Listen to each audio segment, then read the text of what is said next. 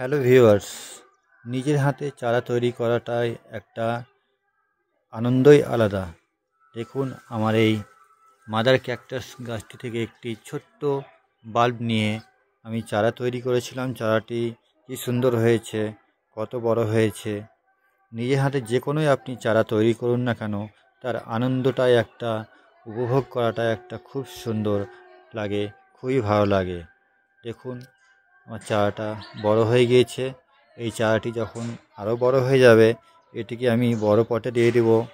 Separately আমি একটি বড় একটি সিঙ্গেল ক্যাকটাস তৈরি করব। এই মাদার প্ল্যান্টে দেখুন কতগুলো বাল্ব চারিদিকে আছে।